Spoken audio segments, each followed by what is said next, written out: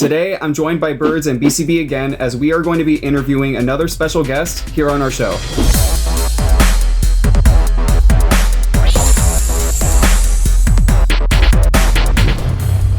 Hi everyone, welcome back to another episode of The Raccoon's Den. Now, I'm excited for this because this season, we were able to get concept art of every member in the group.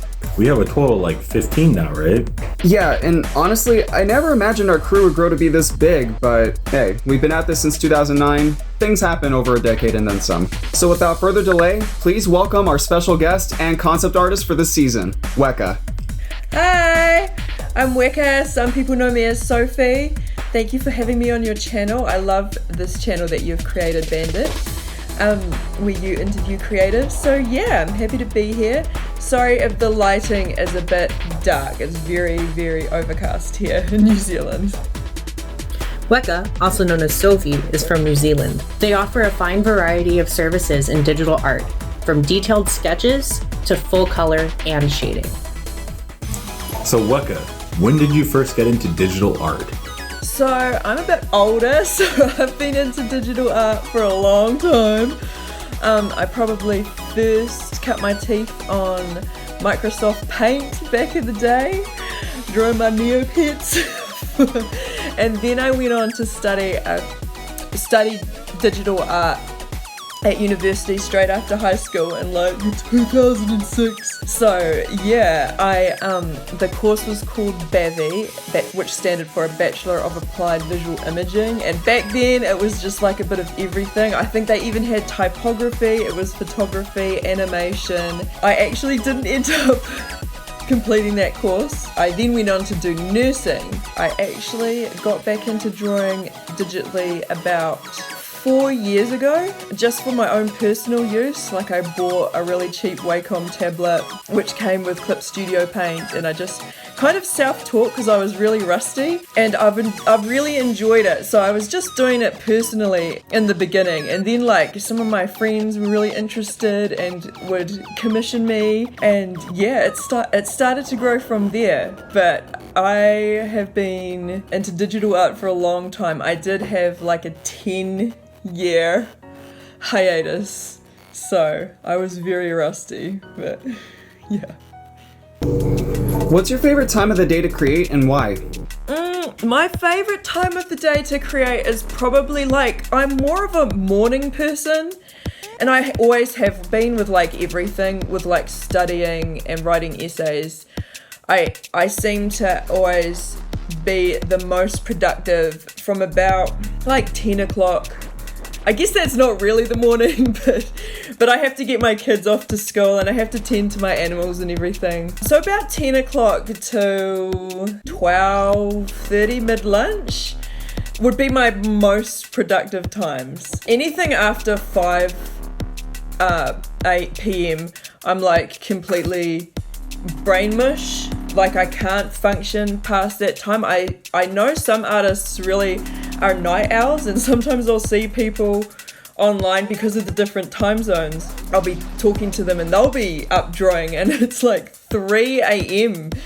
for them, and I'm like, well, for me it's like 10 o'clock and I'm about to go to bed because I need my nanas. I've just, even before I had kids, I've always been like, had real grandma hours. I think it's just my internal clock or something. Yeah, I'd say about 10 to midday I am at my most productive. Like, it's when things go smoothly for me. Yeah. How did you come across the furry fandom? So I came across, initially I would see like documentaries on the furry fandom every now and again pop up, and I thought it was actually something to do with mascots, like people who were a fan of dressing up as mascots, because it was fursuiting that I saw initially, and yeah, I didn't really get it. I thought the fursuits were amazing, but yeah, I honest to God thought that it was something to do with people who really like mascots. I've actually always been into like cartoon anthropomorphic animals ever since I was a kid. Like I loved Disney's Robin Hood and Darkwing Duck and shows like that growing up. I just never made the association because I'm like a 80s baby and I grew up without the internet and everything. So I honestly probably only came across the furry fandom about 4 years ago, and that was through like I was needing some nostalgia and I was playing Neopets.com during the pandemic, I believe. And yeah, I came across the artwork of other creators and I followed them offsite onto Twitter, and then I discovered like there are heaps of people into the same thing as me, into cartoons and 2D animation, excuse me, and animals, and imagining what they would be if they were an animal, and I learned that that's called a fursona. So yeah, it was, I'm a late to the game, but I'm happy to be here. How did you come up with the concept of your own characters? My characters are initially based on Neopets designs, so like anyone in their 30s around my age will probably know what that means. It was a very popular website in the 2000s. I basically kind of tweaked their designs a bit so that they not be associated with that website anymore, but I'm admittedly not that confident with character design. When I do create a character, I like to keep it natural with the color schemes and everything. The furry fandom make it easier because you have so much more choice, like creating a furry character, I feel, as opposed to creating a human character, because there's like different species you can use. I also like to mess around with like common media tropes. So for example, a character that my followers might be familiar with, Freya, she is a sleek, hot owl babe, and I kind of came up with her design because I thought of the tried and tested wise old man owl that you saw in cartoons and like growing up in the 80s and 90s, like the owl from Bambi, the owl from Winnie the Pooh. And yeah, so I like to mess around with things like that, but I also like to explore certain concepts and human condition through my characters. So yeah. All right, so what would you say is one of your most memorable experiences from your university days? Oh my god, you're making me reach back, because that was like over a decade ago. Oh my gosh, I remember one assignment I had to do, and it was learning HTML. And so we had to create like a website page, a very basic one. So it was just like the initial web page and then like a couple of links that you could click on. And I based it on me and my flatmates and the flat we lived in, and I just know that it had like the most cringe, like that early 2000 millennial humor, like salad fingers references and Trogdor, and I handed that in as an assignment, and I marked okay, but I remember the lecturer like handing it back and being like, that was interesting, Sophie, and I was like, but now like at 36 I lay awake at night and I'm like, oh my god, like that was so shame.